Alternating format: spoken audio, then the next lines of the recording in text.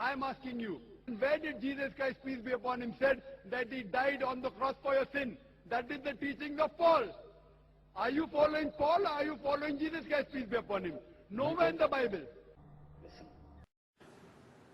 And even if we read the Bible correctly, even according to the Bible, Jesus Christ, peace be upon him, he did not die on the cross.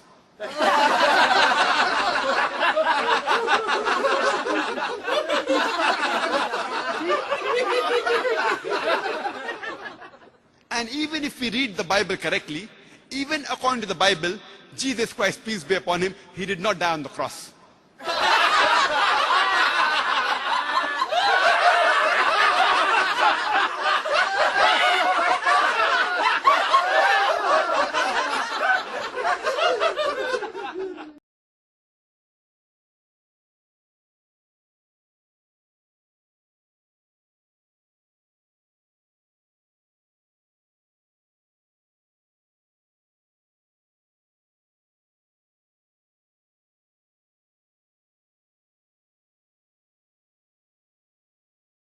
Conquest of death.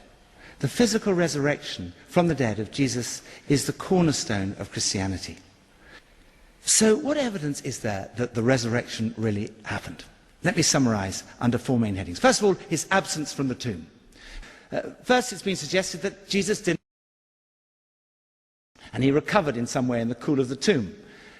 But if any of you have seen Mel Gibson's film The Passion, you know that what it means to undergo a Roman flogging and crucifixion. People didn't survive that.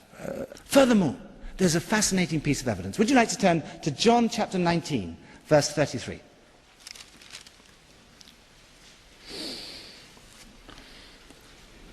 But when they came to Jesus and found that he was already dead, they did not break his legs. That breaking legs was to speed up death by crucifixion. Instead, one of the soldiers pierced Jesus' side with a spear, bringing a sudden flow of blood and water. It appears that there had been a separation of the clot and the serum, which we now know is good medical evidence that he was dead. But they didn't have that medical evidence at the time. They were simply writing it because that's what happened. Other people say, well, maybe robbers stole the body. That's the least likely of all, because I haven't actually talked about the empty tomb, because the tomb was not empty. Jesus' body was absent. When the disciples got to the tomb, they found the grave clothes, which were the only valuable thing, the only thing that for robbers to take. They had collapsed, like a caterpillar's cocoon when the butterflies emerged. And when they saw that, they believed. Second piece of evidence. First, the absence of Jesus' body from the tomb. Secondly, his presence with the disciples. He was seen. Sometimes people say, well, hallucination. Yeah, people do hallucinate, but it is highly unlikely that even two people would have the same hallucination. Jesus appeared on 11 separate occasions, on one occasion to more than 500 people at one time. 500 people could not have the same hallucination.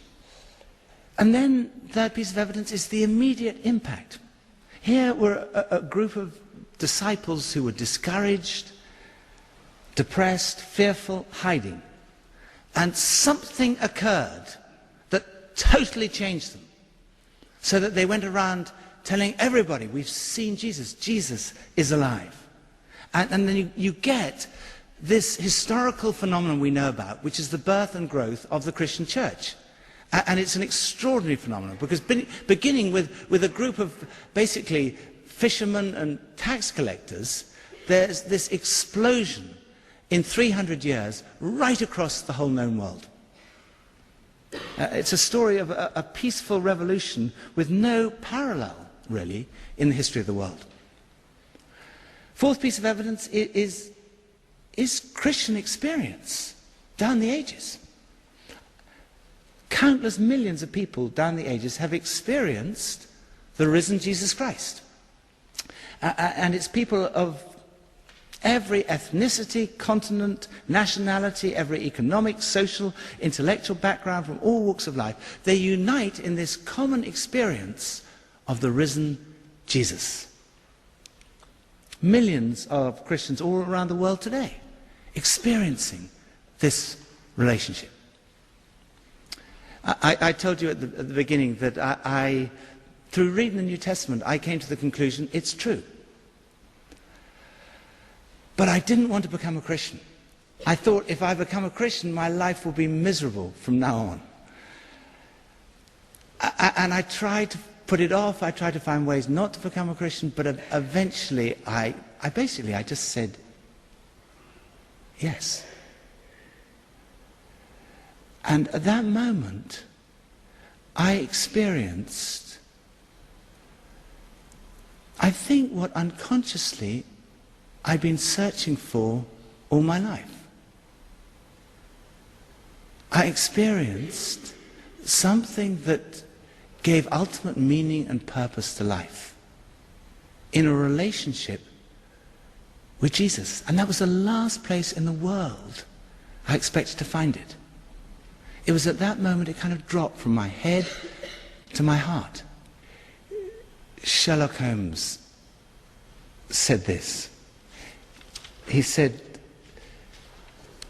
when you've eliminated the impossible, whatever remains, however improbable, must be the truth.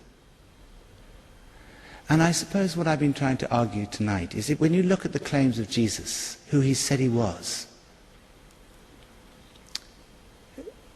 and the possibilities of him being evil or deluded, I think we can rule them out as being impossible. When you look at his teaching, his life, his character, his fulfillment of prophecy, his resurrection from the dead, those explanations become, to say that he was evil or deluded is kind of absurd, it's illogical. C.S. Lewis put it like this, he said, we're faced then with a frightening alternative. The man we're talking about was and is just what he said, or else insane or something worse. Now it seems to me obvious that he was neither insane nor a fiend. And consequently, however strange or terrifying or unlikely it may seem, I have to accept the view that he was and is God.